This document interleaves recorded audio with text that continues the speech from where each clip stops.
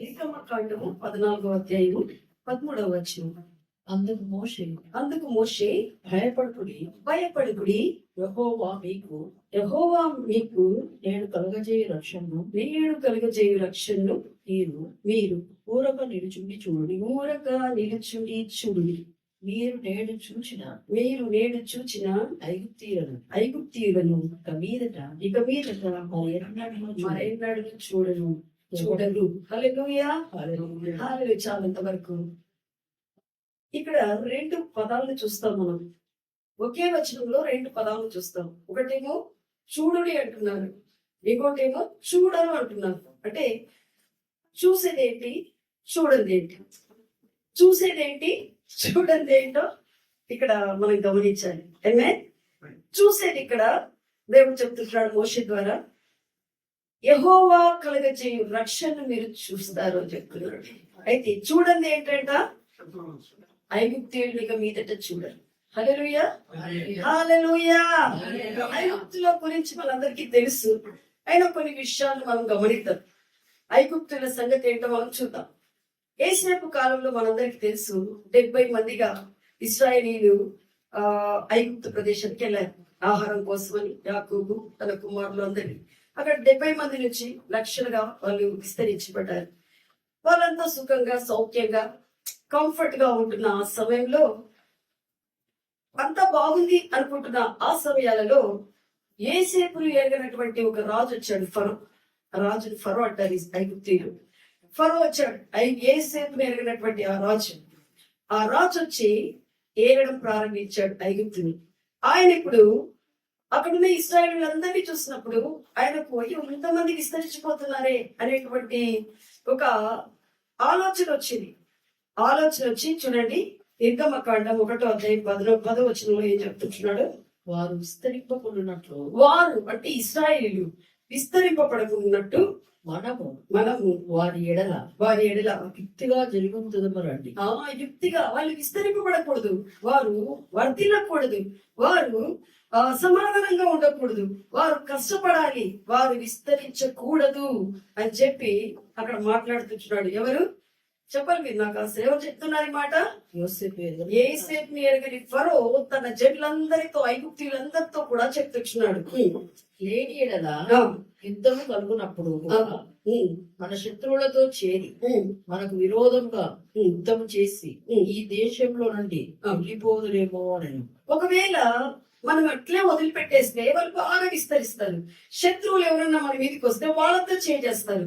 చేయగలుగుకొని వాళ్ళు ఏం చేస్తారు? మనల్ని ఓడించి. అంటే దీని ఉద్దేశం ఏంటంటే, ఐగుప్తీయుల ఉద్దేశం ఏంటంటే వాళ్ళు అక్కడే ఉండాలా? ఎవరు? ఇశ్రాయేల్ జనులు అక్కడే ఉండాలా? బానిసలుగా ఉండాలి. వాళ్ళు విస్తరించకూడదు. అంటే విస్తరణ నొక్కి పెట్టేటువంటి ఆత్మను ప్రవేశపెట్టాడు ఈ ఐగుప్తు రాజు. విస్తరణను నొక్కి పెట్టే ఆత్మను ప్రవేశపెట్టాడు. దానిలో భాగంగానే బానిసత్వంలోనికి వాళ్ళని నడిపించాడు. హల్లెలూయా. 14వ వచనం చదవండి, 14th verse. వారు ఇశ్రాయేలు చేత చేయించుకున్న ప్రతి పని కఠినముగా ఉండేది. వాళ్ళు జిగటమంటి పనిలోను, వాళ్ళు ఏ పని చేసినా కూడా వాళ్ళని ఎట్లా చేస్తున్నారంటే ఇబ్బంది పెడతా ఉన్నారు. అంతవరకు ఫ్రీగా ఉన్నారు, ఇప్పుడేమో వాళ్ళను టైం లేకుండా కఠిన పరిస్థితున్నటువంటి పనులలో వాళ్ళని బిజీ చేస్తున్నారు. ఎందుకు? వాళ్ళ దేవుని తెలుసుకుంటే వాళ్ళకి తెలుసు ఐగుప్తీయులకు, వీళ్ళ దేవుడు సామాన్యుడు కాదు. ఆ దేవునితో గడిపితే వీళ్ళు ఏమవుతారు? విస్తరిస్తారు, అభివృద్ధి పొందుతారు, సమాధానంగా ఉంటారు, ఆరోగ్యంగా ఉంటారు, అన్ని విషయాల్లో కూడా బాగుంటారు. ఎట్లయినా సరే వీళ్ళ విస్తరణను నొక్కి పట్టాలి. కాబట్టి వీళ్ళని ఏం చేయాలా? బిజీగా చేయాలా. వీళ్ళను బిజీ చేసి నా వశంలో మా వశంలో మేము బానిసలుగా ఉంచుకోవాలని వాళ్ళకు పని పైన పని. ఏమేం పనులు అంటున్నారు? జిగటమంటి పని, ఇటుకలు చేసే పని, పొలంలో చేసే. ఎక్కడ కనిపించినా కూడా ఇశ్రాయేలీయులను అలా అపాయింట్ చేస్తా వస్తున్నారు. ఈ పని చేయాలి, మా దేశంలో ఉంటున్నారు కాబట్టి మీరు చేయాల్సిందే అని చెప్తూ వస్తున్నారు. చేయించి వారి ప్రాణాలను విస్తరించి, వాళ్ళ ప్రాణం ఎట్లా అంటే వాళ్ళు విస్తరించకుండా, అంటే వాళ్ళ మనసు ఏంటంటే ఐగుప్తుల మనస్సు ఎట్లయినా సరే వీళ్ళని అనగదొక్కాలి, అణిచివేయాలి, ఇంకా పంపకూడదు.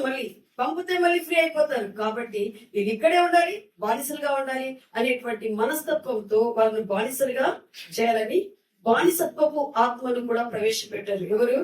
ఐగుప్తు రాజు ఐగుప్తీయులు హల్లెలూయా. మొదటేమో వారి విస్తరించకుండా నొక్కిపడేటువంటి ఆత్మను ప్రవేశపెట్టినారు. దాంట్లో భాగంగానే బానిసత్వం అనే ఆత్మను వాళ్ళని వశపరుచుకునేటట్టు బానిసత్వపు ఆత్మను ప్రవేశపెట్టారు. మరి మూడవది చూడండి 15-16 వచ్చినారు. మరియు ఐగుప్తు రాజు షిఫ్రా పూయా అను హెబ్రీల మంత్రసానులతో మాటలాడి, మీరు హెబ్రీ స్త్రీలకు మంత్రసాని పని చేయించు వారిని కాంతు పీటల మీద చూచినప్పుడు మగవాడైన ఎడల వారిని చంపుడి. మగబిడ్డ అయితే చంపాలి అంటే మరణపు ఆత్మను కూడా ప్రవేశపెట్టించారు ఐగుప్తీయులు ఇశ్రాయేలుకు విరుద్ధంగా.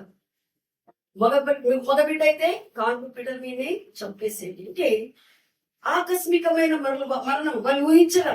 సడన్ గా ఎవరైనా మగపిల్లలు పుడితే చంపేసేయండి. మరణపు ఆత్మను కూడా ప్రవేశపెట్టారు. వాళ్ళ ఉద్దేశం ఏంటంటే ఇశ్రాయేలీలు విస్తరించకూడదు.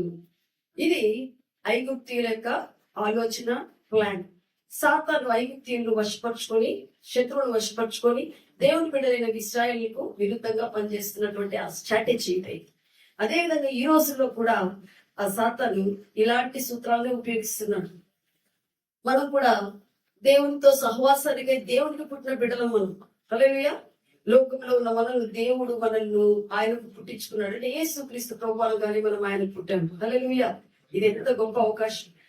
అయితే తండ్రితో మనం సమయం గడపకుండా, సహవాసంలో ఉండకుండా, ఆయన వాక్యంతో ఉండకుండా వాడు ఏం చేస్తాడంటే మనల్ని నొక్కి పడతా ఉన్నాడు. ఎందుకంటే మనందరికీ తెలుసు 3వ యోహాను పత్రిక అది ఒకే అధ్యాయం ఉంటుంది. 2వ వచనంలో ఏముందో చూడండి.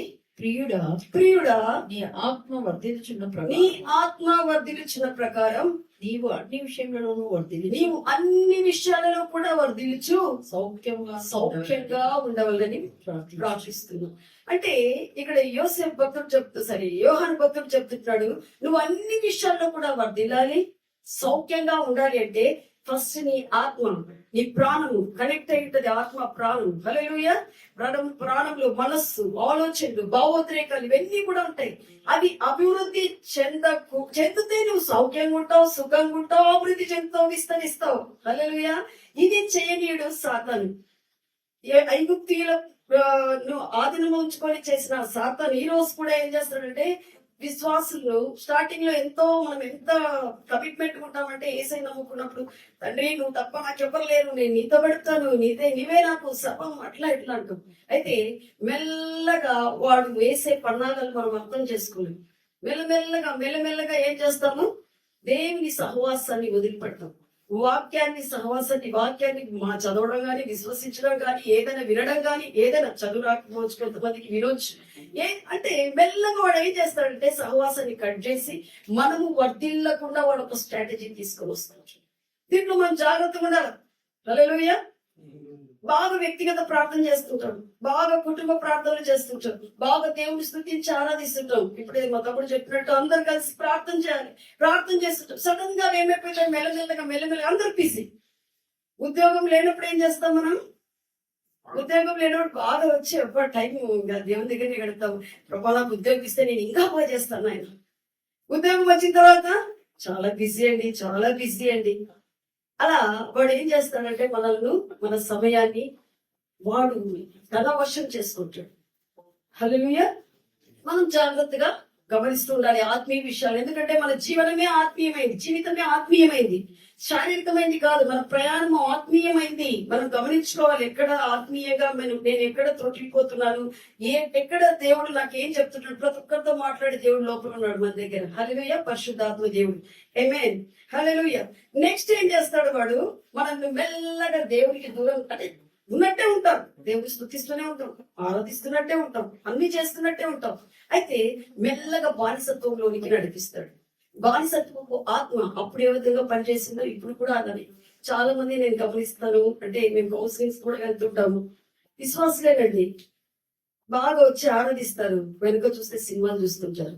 విశ్వాసులే, అశ్లీల చిత్రాలు, పాస్టర్లే, అయితే ఫోనోగ్రఫీ. అంటే ఇలాంటివన్నీ కూడా ఎందుకు వస్తున్నాయంటే దేవుని సహవాసాన్ని వాడు కట్ చేసి, అమ్మో వీళ్ళు విస్తరిస్తే ఇట్లా అయిపోతారని చెప్పేసి వాడు మెల్లగా ఏం చేస్తాడంటే సాతాను వశపరుచుకొని వాళ్ళ మనసును మంకుపరిచి, మనసును రిన్యూ కాకూడదు దేవుని వాక్యంతో, రూపాంతరం చెందకూడదు. ఒకవేళ వాక్యం వింటే వాళ్ళు ఏమవుతారు, ఓ వాక్యం ఇట్లా చెప్తుంది కదా అని సెట్ చేసుకుంటారు. అలా సెట్ చేయకూడదు, సెట్ కాకూడదు అని వారి ఉద్దేశ ప్రకారం చాలా మందిని బానిసలుగా, కొంతమంది తాగులకు, కొంతమంది వాళ్ళేమో అన్ని జనులు కాదు, అవిశ్వాసులు కాదు, దేవుడు నమ్ముకునే ఉంటారు, దేవుడు నమ్ముకున్న బిడ్డలే, కానీ వాళ్ళు చాలా కూడా ఇలాంటి పనులు చేస్తూ ఉంటారు. కొంతమంది మంచోళ్ళే బాగుంటారు, కొంతమంది ఏమంటుంటారంటే ఆ నాకు ఏమి అంటే ఏమంటారంటే నాకు ఏం చెడ్డ అలవాట్లు అట్లాంటివన్నీ లేవని, ఏదన్నా ఒక వస్తువు చూస్తున్నాను అనుకోండి, కొనాలనేటువంటి శోధన, డబ్బులు అయితే తక్కువ ఉంటాయి. అయితే ఏం చేస్తారు, సాతాను ఏం చేస్తుంది, ఈ డబ్బులు చెప్తా లోపల నీకు అనిపిస్తుంటది, ఈ కొంచెమే డబ్బులు ఉన్నాయి, నేను వాడకూడదు, ఇది ఉపయోగించకూడదు, ఈ వస్తువు నాకేం అవసరం లేదు, నిజంగా అవసరం అయితే కొనొచ్చు, అవసరం ఏం లేదు కాబట్టి నేను కొనకుండా పర్లేదు, ఈ దీని వల్ల నాకేమి తొందర లేదు అని ఒక పక్క పరిశుద్ధాత్మ దేవుడు లోపల మాట్లాడుతుంటాడు. ఇంకొక పక్క ఏమైపోతుంది, కొందాం అన్ని సర్దుబాటు అయితే కొనేసిన తర్వాత మళ్ళీ పశ్చాత్తాపడతా ఉంటుంది. అది ఒక్కసారి కాదు, పోలే ఒక్కసారి అంటే పర్లేదు, రిపీటెడ్ గా అట్లనే జరుగుతున్నాయి అంటే విషయాలు, అది ఏదైనా కానీ కోప్పడకూడదు అని నీకు తెలుసు, మళ్ళా కోప్పడతావు, ఇరిటేట్ అవ్వకూడదు, ఏదైనా విషయాలకు అబద్ధం చెప్పకూడదు, మళ్ళీ నువ్వు అదే దాన్ని మళ్ళీ రిపీట్ చేసుకుంటూ పోతున్నావు అంటే బానిసత్వం కింద ఉన్నావు. వెంటనే మనం సెట్ చేసుకోవాలి. హల్లెలూయా. ఆ బానిసత్వం ఫస్ట్ ఏం చేస్తాడు, సహవాసాన్ని కట్ చేసి నీ యొక్క విస్తరణకు నొక్కి పడతాడు. రెండవది ఏం చేస్తాడు, మెల్లగా దాంట్లో భాగంగా నీకు తెలియకుండానే నువ్వు లోకంలో లేనట్టుంటావు, ఆ లోకం నీలో ఉండేటట్టు చేస్తాడు వాడు.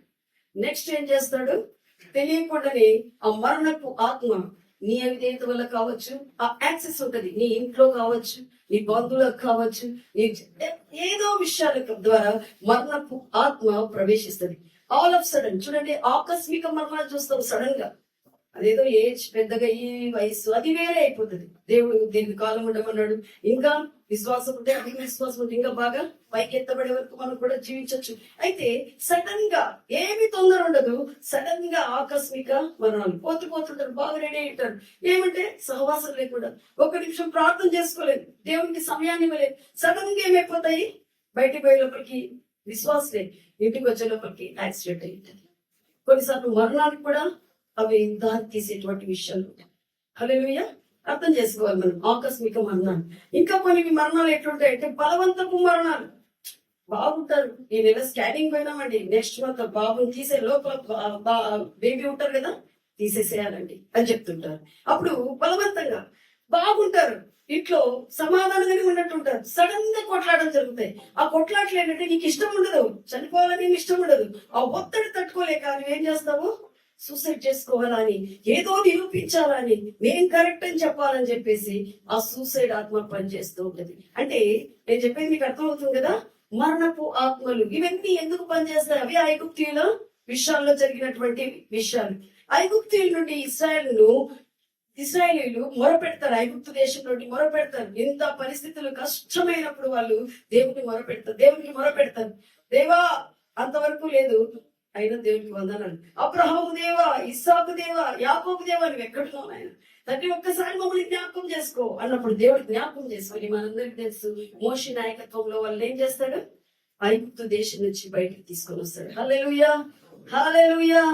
తీసుకొని వస్తూ ఉంటే ఏమైతుందంటే, ఇక్కడ తీసుకొని వస్తా ఉంటే వాళ్ళు వాగ్దానం ఉండిపోయే మార్గ మధ్యంలో ఎర్ర సముద్రం గుండా వాళ్ళు వెళ్తారు. ఎర్ర సముద్రం కూడా ప్రయాణమై వెళ్తూ ఉంటారు. ఆ సమయంలో వాళ్ళు వెనక్కి తిరిగి చూసినప్పుడు ఐగుప్తులు మళ్ళా వెంట పడతారు. ఎందుకంటే ఫరో హృదయం కఠినం చేయబడి ఉంటది, మళ్ళీ వెనక వెంట పడతా ఉంటారు. ఐగుప్తులను చూస్తానే ఇశ్రాయేలీయులందరికీ మళ్ళా భయం పుడుతుంది. అయ్యో మళ్ళా వచ్చేసినారు భయపడతా ఉంటున్నారు. ముందు చూస్తే ఎర్ర సముద్రం, వెనక చూస్తే శత్రు సైన్యం. అప్పుడు మళ్ళా వాళ్ళు ఏం చేస్తారు, దేవుడికి మొర పెడతారు. అయితే వాళ్ళ నాయకత్వంలో ఉన్న నాయకుడు సరిగా దేవునితో సంబంధం ఉన్న వ్యక్తి. ఆమేన్, హల్లెలూయా. దేవుని వాక్కును పొందుకొని వాళ్ళతో చెప్తాడు, భయపడి. అదే 14వ అధ్యాయం 13వ వచనం చదవండి. నిర్గమకాండం 14:13. అందుకు మోషే, భయపడుడి, యెహోవా మీకు నేడు కలగజేయ రక్షణను మీరు ఊరక నిలిచి చూడండి. మీరు నేడు చూచిన ఐగుప్తులను ఇక మీదట మరి ఎన్నడూ మీరు చూచిన ఐగుప్తీయులను ఇక మీదట ఎన్నడూ చూడరు. ఆమె ఇంకా చూసేదేంటి, చూడండి చెప్తున్నాడు దేవుడు. చూసేది ఏం చూస్తారంట? ఎర్ర సముద్రంలో రక్షణ. ముందు ఎర్ర సముద్రం ఉంది, అది కూడా ఇంపాసిబుల్. దాంట్లోనే దేవుని హస్తాన్ని. ఆమేన్, హల్లెలూయా. నీ ఒత్తిడితో పరిస్థితులు ఉంటాయి చాలా. ఇక ఎట్లా పోయింది బయటికి వచ్చేది అని. అయితే దేవుడు ఏం చేస్తాడు? ఆ ఒత్తిడి వద్ద పరిస్థితుల్లో కూడా నీకు ఆయన హస్తాన్ని చూపించి చాలా సరళంగా మార్గం సరళమయ్యేటట్టు సహాయం చేసే దేవుడు ఆయన. ఆమేన్.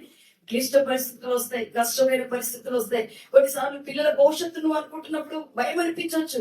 వెంటనే అయితే దేవుని వైపు చూస్తున్నప్పుడు, రక్షణ వైపు చూస్తున్నప్పుడు పిల్లల భవిష్యత్తు ఆయనే అని తెలియజేస్తాడు నీతో. నీకు చెప్తాడు. ఆర్థిక ఇబ్బందులు ఉండొచ్చు, బయటికేమో బాగానే ఉండొచ్చు, చాలా స్ట్రగుల్ అవుతా ఉంటాం కొన్నిసార్లు. అటువంటి సమయాల్లో కూడా ఎర్ర సముద్రంలో శత్రువులను నాశపరిచిన దేవుడు, ఐగుప్తులు మునిగిపోయేటట్టు చేసిన దేవుడు మనల్ని కూడా ఆ రక్షణ మార్గంలోనికి, అంటే ఆ ఆర్థిక పరిస్థితుల నుండి తప్పించే దేవుడు అయి ఉంటున్నాడు. ఆమేన్, హల్లెలూయా. అయితే చాలా మంది ఏం చేస్తారంటే ఈ ప్రెషర్ ఉన్నప్పుడు దేవుడు రక్షణను మనం చూడాల్సింది పోనిచ్చి విశ్వాసం ఏం చేస్తారంటే ఐగుప్తులకే బానిసలైపోతుంటారు, అంటే పరిస్థితులకే బానిసలైపోతుంటారు. ఏంటబ్బా ఎంత చేస్తే కూడా ఇంత దేవుని నమ్ముకున్నా నాకేం ప్రయోజనం లేదు అని అవుతూ ఉంటారు. అంటే వాళ్ళు అలా కాంప్రమైజ్ అయిపోతుంటారు. ఎందుకంటే చూడండి, ఇక్కడ కూడా ఇశ్రాయేలీయులు అలానే చేశారు. నిర్గమకాండం 14:10-12 వచనాలు. ఫరో సమీపించుచుండగా ఇశ్రాయేలీయులు కన్నులెత్తి ఐగుప్తీయులు తమ వెనుక వచ్చుట చూచి మిక్కిలి భయపడి యెహోవాకు మొరపెట్టినారు. ఫస్ట్ భయం వచ్చినప్పుడే వెంటనే ప్రతి విశ్వాసి ఏం చేస్తారు? మొర పెడతారు. దేవా ఎక్కడున్నావు నాయనా, దేవా ఎక్కడున్నావు. అయితే నెక్స్ట్ అంతటా వారు మోషేతో ఐగుప్తులో సమాధులు లేవని. వెంటనే ఉత్తరం దొరికిందా వాళ్ళకు? దొరకల, కనెక్టెడ్ గా లేరు. వెంటనే ఎవరిపైన పోతుంది కోపము? మోషే నడిపించే నాయకుడి మీద పోతాం. హల్లెలూయా. ఏంటి ఇన్ని రోజులు నేను ప్రార్థనకు వస్తున్నా, ఫెలోషిప్ వస్తున్నా, ఇంత చేస్తున్నా, ఒకవేళ అమ్మ నడిపించింది అనుకోండి, తమ్ముడు నడిపించాడు అనుకోండి, ఇంకొకరు ఎవరో నడిపించారు, నేను ఇంట్లో ఆత్మీయంగా వాళ్ళపైన కోపం వస్తుంది. అసలు దేవుని వాక్యం నిజమే. ఎందుకు ముందట్లా అంటే అప్పుడు బాగానే ఉన్నట్టు మీది ఇప్పుడేది ఇట్లయితుంది అని ఆ ప్రెషర్ కు నువ్వు ఏం చేస్తావంటే కోప్పటం ప్రారంభిస్తావు. అక్కడ కూడా చూడండి ఏమైతా ఉందో. మోషేతో ఐగుప్తులో సమాధులు లేవని ఈ అరణ్యంలో చచ్చుటకు మమ్మల్ని రప్పించితివా? మమ్మల్ని ఐగుప్తులో నుండి బయటికి రప్పించి మమ్మల్ని ఇట్లు చేయనేలా మా జోలికి రావద్దు. రప్పించినావు మళ్ళా ఇట్లెందుకు చేస్తారు? మోసం చేశాడా? హల్లెలూయా. చాలా సార్లు మనము ఏమన్నా సక్సెస్ కాకపోతే, బాగుంటే హల్లెలూయా అని వచ్చి ఇక్కడ సాక్ష్యం చెప్తాం. కొంచెం ప్రెషర్ అయితేనే ఎవరున్నారు నాకు, దేవుడు ఏం చేస్తున్నాడు, దేవుడి పైన కొద్దిసేపు కోపడతాం. మళ్ళీ ఏం చేస్తాం? నెక్స్ట్ దైవ మనుషులు నీ నడిపించే నాయకులు కావచ్చు, ఎవరిపైన కూడా కోపం వస్తుంది. కోపం వచ్చి ఎందుకు ఇట్లా చేస్తున్నారు, అట్లా ఇట్లా అని మనం చాలా సార్లు బాధపడుతుంటాం, సలుగుతూ ఉంటాం. వీళ్ళు కూడా కోపడినారు, బాధపడినారు. అయితే ఏమైంది? ఆ జోలికి రావద్దని ఐగుప్తులకు దాసుల మగుదమని. ఐగుప్తులకు దాసు వద్దు నాకు ఈ రక్షణ. ఎందుకు దేశ స్వామి నమ్ముకున్నా కూడా నాకు ఇట్లే ఉంది, నేను పోతాను లోకానికే పోతాను, లోకం ఇష్టం వచ్చినట్టు. అంటే దేవుని ప్రేమించి నువ్వు దేవునికి సమర్పించుకొని జీవిస్తున్నావా, లేకపోతే ఏదో ఆశ, నాకు ఒక ఉద్యోగం వస్తుంది, నాకు ఒక పెళ్లి అవుతుంది, నా పిల్లలకి ఇది వస్తుంది, ఇంకొక బిల్డింగ్ వస్తుంది, కేవలం శారీరకమైన విషయాలు కోసమే వచ్చి అవి జరగకపోయినప్పుడు నువ్వు బాధపడి వద్దు నాకు దేవుడు అని ఇట్లా వెళ్ళిపోతావు. ఎందుకంటే చివరి రోజుల్లో చాలా మంది కింద పడిపోతారు. నువ్వు అంటే విశ్వాసం నుండి కోల్పో భ్రష్టత్వానికి వెళ్తారనేది మనం తీర్మానించారు. చివరి రోజుల్లో కానీ ఎప్పటికి కానీ నేను జీవించేది దేవుని కొరికే, యేసే కొరికే జీవించాలి. పరిస్థితి జయించగలిగిన గొప్ప దేవుడు మనలో ఉన్నాడు, జయమిచ్చే దేవుడు అని చెప్పేటువంటి ఒక నిరీక్షణ, ఒక విశ్వాసము నీకు ఆ వాక్యం ద్వారా వస్తుంది. హల్లెలూయా. ఇట్లాంటి సహవాసానికి నువ్వు వస్తున్నప్పుడు ఇది ఆత్మీయంగా నడిపింపబడే సహవాసం. నిరుత్సాహంతో రావచ్చు, భయంతో రావచ్చు, కోపంతో రావచ్చు, పరిస్థితులు నీకు ఉన్నటువంటి పరిస్థితులను బట్టి. అయితే ఇక్కడికి వచ్చినప్పుడు దైవ మనుషుల ద్వారా దేవుడు నీతో మాట్లాడతాడు. భయపడొద్దండి. హల్లెలూయా. ఆ వాక్యము నీకు దీపము, నీ పాదములకు దీపంగా ఉంటుంది. ఆమేన్, హల్లెలూయా. ఆ వాక్యాన్ని నువ్వు పట్టుకున్నావంటే, అందుకే ఇక్కడ ఏమని చెప్తున్నారంటే నీవు కొన్ని చూస్తావంటున్నారు, కొన్ని చూడవంటున్నారు. చూడవు అన్న దాన్ని వదిలేయాలి మనం. ఏవైతే చూస్తావు అని అంటున్నారో వాక్యంలో ఏం చూస్తారట? దేవుని రక్షణను, యెహోవా రక్షణ చూస్తామని అంటున్నారు. ఆ రక్షణను అవి చూస్తామన్న విషయాలు గట్టిగా పట్టుకోవాలి. ఐగుప్తీయులు చూడమంటే ఐగుప్తులే చూస్తే భయపడకూడదు. వీళ్ళు వచ్చేసినారు, ఈ విరోధులు వచ్చేసినారు, ఈ డబ్బు సమస్య వచ్చింది, దాన్ని చూస్తూ దాన్నే ధ్యానించడం కాదు, దాని నుంచి బయటికి వచ్చి జయాన్ని నువ్వు ధ్యానించాలి. ఆమేన్. హల్లెలూయా, హల్లెలూయా. కొంతమంది అంటుంటారు, ఏమంటుంటారంటే మా పిల్లవాడు మారుతారంటారండి, నా భర్త మారుతాడండి, నాకు వచ్చే డబ్బులు వస్తాయండి, మంచి రోజులు ఉంటాయా, నాకు ఇది అవుతుందా? సాధ్యమనే వాక్యం సెలవిస్తుంది. హల్లెలూయా, హల్లెలూయా. ఇక్కడ చూడండి, నిర్గమకాండం 14:30 వచ్చినప్పుడు చూడండి. ఆ దినమున యెహోవా ఐగుప్తుల చేతుల నుండి ఇశ్రాయేలును రక్షించెను. ఆ దినాన రక్షించిన దేవుడు ఈ రోజు కూడా రక్షించే దేవుడు. ఆమేన్. ఇశ్రాయేలు చచ్చిన ఐగుప్తీయులను సముద్ర తీరంలో చూచిరి. హల్లెలూయా. ఇశ్రాయేలు ఏ సముద్రం అడ్డం ఉందని భయపడినారో ఆ సముద్ర తీరముననే ఆ ఐగుప్తీయులు చావడాన్ని, వారి శవాలను చూశారు. ఆమేన్. హల్లెలూయా. ఈ రోజున నిన్ను ఇబ్బంది పెట్టే ప్రతి పరిస్థితి కూడా లయమైపోను గాక యేసుక్రీస్తు నామములో. ఈ రోజున నిన్ను ఇబ్బంది పెడుతున్నటువంటి ఆ గొల్యాతు స్వరము ఏదైనప్పటికీ కూడా నిశ్శబ్దమవును గాక యేసు నామములో. ఆమేన్. గొల్యాతు స్వరాలు తెలుసా? అవి ఊరికే మాట్లాడుతుంటాడు. అవి అయితే గెలిచింది ఎవరు? దావీదు. ఒకసారి ఒక చర్చ్ మ్యాటర్ కోర్టుకు వెళ్లాల్సి వచ్చిందండి. చర్చ్ విషయాలు మాకు కాదు, వేరే వాళ్ళ దానికి మేము కూడా వెళ్లాల్సి వచ్చింది. అక్కడ జరుగుతున్నప్పుడు జరిగిన విషయం ఏంటంటే, అపోనెంట్ లాయర్ గారు వాళ్ళ ఎవరైతే విరోధంగా ఉన్నారో వాళ్ళు మాట్లాడుతూ ఉన్నారు లోపల. నేను బయటనే ఉన్నాను. ఆ లాయర్ గారు వాదిస్తున్నారు, చాలా గట్టిగా వాదిస్తా ఉన్నారు. అక్కడ చిన్న కోర్టు, చిన్న ఊరది, స్థలం లేదు, బయట ఉన్నాను నేను. గట్టిగా మాట్లాడుతున్నారు, అంతా చేస్తున్నారు. ఒక నిమిషము అంత గట్టిగా మాట్లాడి వాదిస్తుంటే అయ్యో పరిస్థితి అటే వెళ్ళిపోయేటట్టుంది. అంటే మేము ఎవరి పరంగా నిలబడించినామో ఆ వ్యక్తులకు కాకుండా వేరే వాళ్ళకు, తప్పైన వ్యక్తులకు పోయేటువంటి అవకాశం ఉంది. అట్లా అనిపించింది ఆ టైంలో. ఆ మాటలు వింటున్నప్పుడు కూర్చొని అక్కడే మనకు దేవుడు ఉన్నాడు కదండి. ఆత్మ భాషను ఎంతమంది నమ్ముతారు? ఆమేన్. అక్కడే కూర్చొని ఆత్మ భాషలో ఏంటి ప్రభా అని అట్లా స్టార్ట్ చేస్తుంటే పరిశుద్ధాత్మ దేవుడు చెప్పాడు, అవి గొల్యాతు మాటలు వినొద్దు. ఆమేన్. హల్లెలూయా. గొల్యాతు ఏం చేస్తాడు? నేను గెలుస్తున్నాను, నేను ఇది చేస్తున్నాను, అది చేస్తున్నాను. మనలో ఎవరున్నారు? దావీదు నమ్మినటువంటి యెహోవా దేవుడు పరిశుద్ధాత్ముడిగా మనలో ఉన్నాడు. మనం కూడా నమ్మినటువంటి దేవుడు ఆయన. ఆమేన్. హల్లెలూయా. Praise God. అయితే ఇశ్రాయేలీయులు ఎట్లా ప్రవర్తించినారు దేవుణ్ణి సరిగా ఆయన శక్తిని తెలుసుకోకుండా, ఈ రోజు కూడా విశ్వాసులు ఎందుకు మనం కష్టపడతాము అంటే కొన్నిసార్లు ఆయన చేసిన విషయాలను, మంచి విషయాలన్నింటినీ కూడా ఏమేమి మంచితనం చేశాడో మర్చిపోతుంటాం చాలా సార్లు. ఎప్పటికప్పుడు అప్పటికేమో చెప్తాం, థ్యాంక్ యూ జీసస్ అని. తర్వాత మర్చిపోతుంటాం. ఆయన శక్తిని ధ్యానించాం. ఆయన ఎంత శక్తివంతుడు అనేది ధ్యానించాం. హల్లెలూయా. ఆయన ఏమైనా చేయగలడు. హల్లెలూయా. నా కొడుకును మార్చగలిగిన దేవుడు ఆయన అని నువ్వు నమ్మాలి. ఆమేన్. ఆమేన్. నాకు మంచి భాగస్వాములు ఇచ్చే దేవుడు ఆయన. ఆమేన్. ఆ విధంగా నువ్వు నమ్ముతూ విశ్వసిస్తూ ఆయన ముందు చేసిన విషయాలన్నింటినీ ధ్యానిస్తుంటే మళ్ళీ నువ్వు వెనక్కి తిరిగిపోవడానికి అవకాశం ఉండదు. ఆమేన్. హల్లెలూయా. ఇక్కడ ఇశ్రాయేలీయులు అందరూ కూడా చూశారు. ఏం చూశారు? 10 తెగుళ్లను యేసయ్య ఎవరికి, యెహోవా దేవుడు ఎవరికి విరుద్ధంగా? ఐగుప్తీయులకు విరుద్ధంగా వచ్చేటట్టు చేశాడు. వీళ్ళు గోషాన్లో, అదే ఐగుప్తు దేశంలోనే ఉన్నారు, ప్రదేశం వేరే. ఇప్పుడు ఇదొక కాలనీ, అదొక కాలనీ ఉంటుంది. కర్నూలే కానీ ఇక్కడ ఒక ప్లేస్. దీన్ని ఏమంటారు? ఇది కొత్తపేటనా? ఓకే, ఏదో కొత్తపేట. ఇంకొకటి అక్కడ విద్యానగర్. హల్లెలూయా.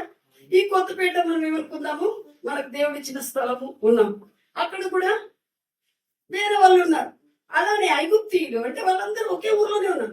ఐగుప్తీయులందరూ వేరే స్థలంలో ఉన్నారు. ఇశ్రాయేలీయులందరూ అదే ఐగుప్తులోని గోషాన్ అనే ప్రదేశంలో ప్రత్యేకంగా ఉన్నారు. ఇక్కడేమో వీళ్ళకు వెలుగుంది, వాళ్ళకు చీకటి ఉంది. హల్లెలూయా. ఇక్కడేమో వీళ్ళకు భద్రత ఉంది, వాళ్ళకు మరణం వచ్చింది. ఇక్కడ వాళ్ళకు తెగుళ్ళు వస్తున్నాయి, వీళ్ళకు రావట్లేదు. హల్లెలూయా. ఇవన్నీ చూస్తున్నారు వాళ్ళు. చూడలేదా? చూస్తారు. అప్పుడంతా సంతోషపడ్డారు. గొప్ప దేవుడని సంతోషంగా సమాధానంగా వస్తా ఉన్నారు. అయితే మళ్ళీ మర్చిపోయి ఆ ఎర్ర సముద్రం దగ్గరకు వచ్చినాక మళ్ళీ ఏం చేస్తున్నారు? గొడుగు దేవుని పైన, మోషే పైన, ఎన్ని విషయాలు, వాక్యం పైన చాలా సార్లు మనకు ఏంటి దేవుని వాక్యం ఎవరు చెప్తారు అని చెప్పేసి కోపడుతూ ఉంటారు. అంటే నేను చెప్పే విషయం మీకు అర్థం అవుతుంది కదండి.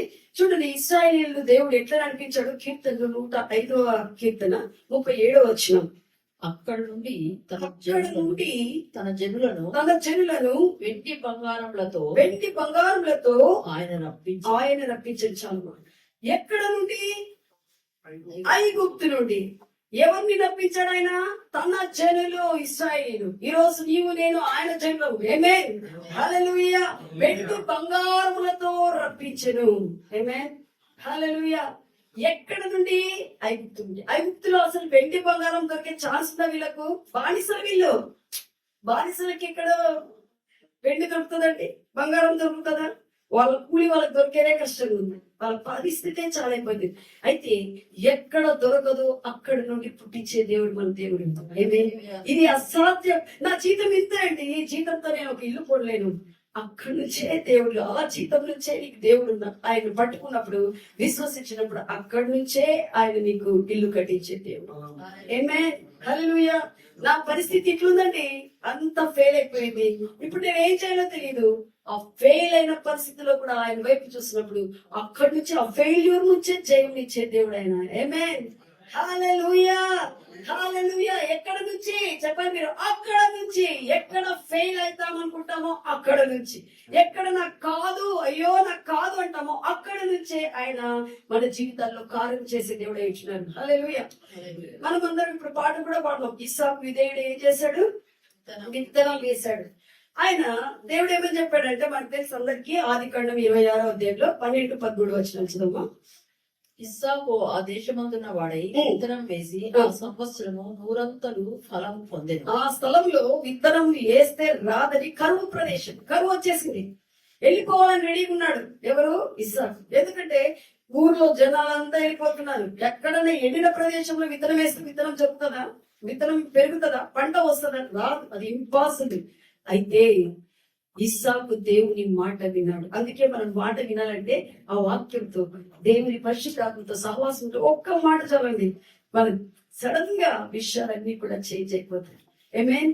ఆ బోల్డ్నెస్ నీకు వచ్చిందంటే, ఆ విశ్వాసం నీలో పుట్టిందంటే, క్షణములో కార్యం చేయగలిగిన తండ్రి మనకున్నాడు. ఏమంటే ఈ వైరి అవుట్ సైడ్ నుంచి మనల్ని కాన్సన్ట్రేట్ చేయనీయడు, దృష్టి పెట్టనీయుడు, పరిస్థితులనే చూసేటట్టు చేస్తుంటాడు. ఎప్పుడు ఇశ్రాయేలు చూసేటట్టు, ఇశ్రాయేలు పెట్టిన విషయాలను చూసేటట్టు. అందుకే మనము బిజీ కాకుండా సపరేట్ చేసుకోవాలి దేవునికి. ఆమేన్, హల్లెలూయా. అక్కడ నుండే, గెరార్ ప్రదేశంలో నుండే, అన్ని చోట్ల ఫిలిస్తీన్ల ప్రదేశం గెరార్లో అంతా కూడా కరువు. అయితే ఇస్సాకు అన్నాడు, నువ్వు ఇక్కడే ఉండు. అక్కడే విత్తనం వేశాడు, 100 పంటను కోసాడు. ఆమేన్. ఎక్కడి నుండి? అక్కడి నుండి. మీరు చెప్తున్నారు ఎక్కడి నుండి? అక్కడి నుండే. హల్లెలూయా. సైన్యం వచ్చిందండి ఎండిన ఎముకల్లో నుంచి. హల్లెలూయా. ఎండిన ఎముకలు, ఎండిన ఎముకల నుంచి, ఎముకల్లో జీవమే లేదు, వాటికి చర్మం లేదు, మాంసం లేదు, నరాలు లేవు, ఏం లేవు, అన్ని పడిపోయినాయి. అన్ని ఒక్కొక్కరి ఎముకలు. ఏజ్కేల్ ప్రవక్తతో చెప్తాడు దేవుడు, నరపుత్రుడా ప్రవచించు. ప్రవచించడం అంటే ఏంటి? మాట్లాడు, నా వాక్యాన్ని మాట్లాడు. అవి జీవిస్తాయా అంటే నాకు తెలియదు, నీకే తెలుసు. జీవిస్తాయి, మాట్లాడు. హల్లెలూయా. చాలా సార్లు మనం నోరు మూసుకొనే ఉంటాం. కొన్నిసార్లు పరిస్థితులు వచ్చినప్పుడు మాట్లాడాలి. మనం నోరు తెరిచి ఆ పరిస్థితితో, ఇది జరుగుతుంది, నేను చెప్తున్నాను జరుగుతుంది అని. హల్లెలూయా. ఆయన ఎండిన ఎముకలతో మాట్లాడినప్పుడు వెంటనే ఏమైంది? నరాలు తర్వాత మాంసము అన్ని నింపబడి ఏం కావాలని చెప్పారు? చర్మం రాని, తర్వాత జీవం రాని, ఇవన్నీ ప్రకటించిన తర్వాత ఆ ఎండిన ఎముకల నుంచి మహా సైన్యం వచ్చింది. హల్లెలూయా, హల్లెలూయా. మాట్లాడే దేవుడు. పక్కన నుండి చెప్పండి, మన దేవుడు మాట్లాడే దేవుడు. నీవు కూడా మాట్లాడు. మాట్లాడి నీ ప్రపంచాన్ని నువ్వు నిర్మించుకో. నీ పరిస్థితులను అధిగమించు, వ్యతిరేక పరిస్థితులు. హల్లెలూయా. రీసెంట్ గా మా చర్చ్ లో ఒక అబ్బాయికి సడన్ గా, అంటే యాక్చువల్లీ వ్యాక్సిన్ వేసుకోవద్దని చెప్పాము, కానీ వేసుకున్నాడు. అబ్బాయి వేసుకున్నాడు. సడన్ గా అది ఏంటో మనకి తెలియదు, కానీ అబ్బాయికి హై బీపీ అయిపోయి చాలా సార్లు కొంచెం ట్రీట్మెంట్ కిందనే ఉండినాడు అని చెప్పారు, కానీ మరి అది ఎట్లా తెలియదు. సడన్ గా ఏమైపోయిందంటే ఉన్నది ఉన్నట్టుగా కోమాలకి వెళ్ళిపోయాడు. ఉన్నట్టుగా కోమాలకి వెళ్ళిపోయాడు. మాకు ఫోన్ చేసి చెప్తున్నారు, అయ్యో కోమాలకి వెళ్ళిపోయినారు. నేను అంటున్నాను, ఆ అబ్బాయి భర్త, ఆ అబ్బాయి భార్య ఏడుస్తా ఉంది ఫోన్ లో, పాస్టర్ ఈయన నా పరిస్థితి ఇట్లుంది అంటే, నేను టెన్షన్ పడద్దు, నాకేం తెలుసు, వాళ్ళు వేరే దగ్గర, మాది విలేజ్ కదా, దగ్గర ఊర్లోకి వెళ్ళారు, దిగ్సులో ఒక ఊరు ఉంటది, ఆ ఊరికి పోయారు చూపించుకోవడానికి. నువ్వు టెన్షన్ పెడితే ఆయనకి ఇంకా బీపీ ఎక్కువ అవుతుందమ్మా, టెన్షన్ పడద్దు అంటుంటే, ఏ పాస్టర్ కోమాలకి వెళ్ళిపోయినారు. అప్పుడు తెలిసి నా కోమాలకి వెళ్ళిపోయినారు. మేము వేరే ఫాస్టింగ్ ప్రేయర్ లో ఉన్నాం, చర్చ్ లో జరిగేది. అయితే వీళ్ళు మాత్రం ఉండడం, సహవాసములో ఉండక వేరే ప్రదేశంలో ఉన్నారు. సడన్ గా ఇది అయ్యింది అంటే, వాళ్ళు ఉండడానికి పరిస్థితులు వేరే ఉండొచ్చు, ఉద్యోగాలు ఉండొచ్చు, తెలియదు. కానీ సడన్ గా ఏమైపోయింది, అబ్బాయి పరిస్థితి కొలాప్స్ అయిపోయాడు. ఇంకా కాదు, ఏం చేయలేని అప్పుడు రెఫర్ చేసుకొని, కంపెనీ ఎంప్లాయీ అవ్వడం వల్ల రెఫర్ చేసుకొని వేరే ప్రదేశానికి వెళ్ళాలి, చూపించుకోవడానికి వెళ్ళాలి, అట్లా ఇట్లా మాట్లాడుకుంటున్నారు. బెంగళూరుకే తీసుకెళ్ళాలి మేము, అక్కడికి కూడా జగన్ చాలా అవసరం ఉంటుంది. అక్కడ తీసుకెళ్లాలంటే కూడా వాళ్ళ డాక్టర్స్ చెప్తున్నారు మధ్యలోనే పోయే అవకాశం ఉంది అని చెప్తున్నారు. ఫుల్ కోమా, లోపల ఇన్నర్ బ్లీడింగ్. నాకు అంటే డాక్టర్స్ ఇక్కడ ఉన్నారు, వాళ్ళకి తెలుస్తుంది ఇన్నర్ బ్లీడింగ్, మైండ్ అంతా ఇదైపోయింది, ఏమో ఇంకా ప్రాణం లేదు, ఏం లేదు. తర్వాత మళ్ళీ బెలగాం అనే ఊరికి తీసుకెళ్లారు. అక్కడికి తీసుకుపోయినా కూడా డాక్టర్స్ అన్ని చూసి టెస్ట్ చేసి అంతా చేసేటప్పటికి ఆయనకు బ్రీతింగ్ ప్రాబ్లమ్ స్టార్ట్ అయిపోయింది. డాక్టర్స్ అంటున్నారు, మేము ఏం చేయలేము, బుద్ధ ప్రాణం అన్నా కనీసం మిగలాలని. అంటే ఏమంటారు, అన్ని అవయవాలన్నీ కూడా అంటే ఏం చేయించడం లేదు, ఏం లేదు. అట్లా అంటున్నప్పుడు నాకు చాలా దుఃఖం వేసింది. చిన్న చిన్న పిల్లలు ఉన్నారండి, యవనస్తులు, చాలా దుఃఖం అనిపించింది. మేమేమో అది 31st నైట్ సర్వీస్ ఉంటది మాకు, న్యూ ఇయర్ సర్వీస్. 31వ తారీఖే ఈ 30వ తారీఖు జరిగింది. 31వ తారీఖు ఈవినింగ్ సర్వీస్ నైట్ ఉంటది కదా, ఆ టైంలో నాకు చాలా దుఃఖం అనిపిస్తా ఉంది. ఒక పక్క వంట చేసుకుంటున్నాను, రెడీ అవుతున్నాను, అన్నం బియ్యం కడుగుతుంటే పరిశుద్ధాత్మ దేవుడు మాట్లాడని చెప్పాడు. హల్లెలూయా. అప్పుడు నోరు తెచ్చి ఎవ్వరు లేరు, నేనే గట్టిగా అంటున్నాను, సురేష్ నీ ఆత్మకు నేను ప్రకటిస్తున్నాను, నువ్వెక్కడున్నా కూడా నీ శరీరంలో నుండి వదిలిపోవడానికి వీల్లేదు, జీవంతో నువ్వు ఉండాల్సిందే. యేసు క్రీస్తు నామములో నీ కాపరిగా నేను ప్రకటిస్తున్నానని చెప్పినాను. హల్లెలూయా, హల్లెలూయా. డాక్టర్స్ అన్నారు కాదని. తర్వాత 2-3 రోజులు అయిన తర్వాత వాళ్ళు ఏమన్నారు, కొంచెం సేఫేనండి. ప్రతి రోజు అంట అమ్మాయి చెప్తుంది, నేను అసలు పాస్టర్, నేను ఆ యొక్క ఐఐస్ ఉందంటే ఇంకొక దాంట్లో పోవడానికి ఇష్టం. ప్రతి 2 రోజులలోనే రోజుకు 6 మంది రోజుకు ఒకసారి చనిపోతున్నారు. అట్లా అంటే ఒకేసారి చనిపోవడం, పిట్టలు చనిపోయినట్టు చనిపోతున్నారు. చాలా భయంగా బాధగా ఉందని చెప్పి, అయితే ఏం కాదు అట్లే పట్టుకోవాలి. నెక్స్ట్ ఏమైంది, స్టెప్. హల్లెలూయా. జీవం అయితే రావాలా, స్టెప్ మనం మాట్లాడాలని దేవుడు నేర్పించినాడు. ఎందుకంటే అది ఆ ఉన్న స్థితికి ఈ ఎముకల గురించి గుర్తు చేశాడు దేవుడు. అలాగే నరాలు రాని, అవి రాని, మాంసం రాని, చర్మం రాని అని చెప్పినట్టు. నెక్స్ట్ ఏమని చెప్పామంటే, ఇంకా ఇది నాకు అర్థమైపోయింది. నెక్స్ట్ కోమాలోనే ఉంటున్నాడు, అంటే ప్రాణం ఉంది కానీ కోమాలోనే ఆపరేషన్ చేశారు, బ్రెయిన్ ఆపరేషన్ చేసినారు. ఆపరేషన్ సక్సెస్ కానీ గ్యారంటీ లేదంటున్నారు.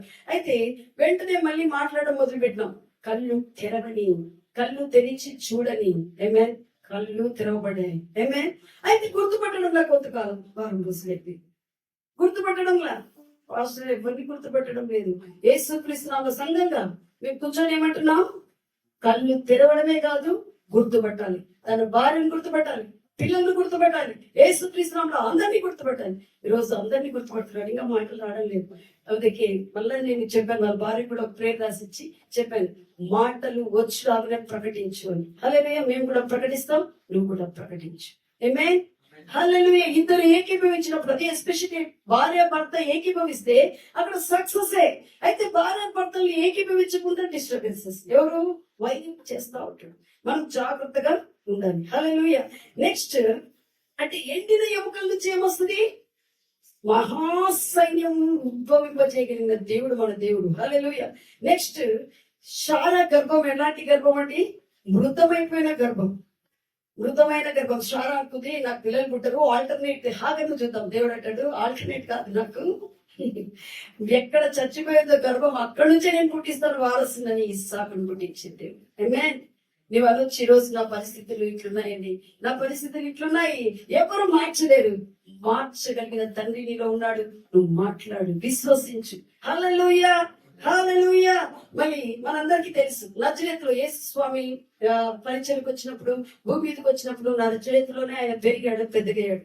శిష్యులైనటువంటి ఫిలిప్పు ఎవరి నతానియాని తీసుకొని వస్తాడు. రా అక్కడ చూతురా నజరేతులో యేసయ్య ఉన్నాడు, ఆయనే మెస్సియా అని చెప్తే ఆయన అంటాడు, వీళ్ళందరూ బాగా ధర్మశాస్త్రం తెలిసిన వ్యక్తులు. ఆయన అంటాడు, నజరేతులో నుంచి ఏదైనా నాణ్యమైనది వస్తుందా అంటే రావచ్చి చూడు. వాళ్ళు ఫిక్స్ అయిపోయినారు, ఇంకా ఈ ఊర్లోంచి ఏం రాదు, ఈ పరిచయలో ఏం కాదు, ఈ విషయాలు ఏం కాదు, ఈ కుటుంబంలో ఏం కాదు, ఇంతే మా పరిస్థితి. అయితే కూడా అక్కడ నుంచి యేసయ్య కార్యం చేసినట్టు చూస్తాం. అంటే యేసయ్యే అక్కడ నజరేతులో ఉన్నట్టు చూస్తాం. నజరేతులో ఆయన ప్రకటించినట్టు మనుషులుగా వచ్చినప్పుడు ఆ స్థలాన్ని ఎన్నుకున్నట్టు చూస్తాం. హల్లెలూయా. మనం కొన్నిసార్లు చాలా నిరుత్సాహపడతాం. మేము కూడా అనుకుంటున్నాం మా ఊరు చాలా చిన్నదండి, చాలా పల్లెటూరండి. దేవుడు అన్నాడు, నజరేతులో నుంచి నాణ్యమైనది వస్తది.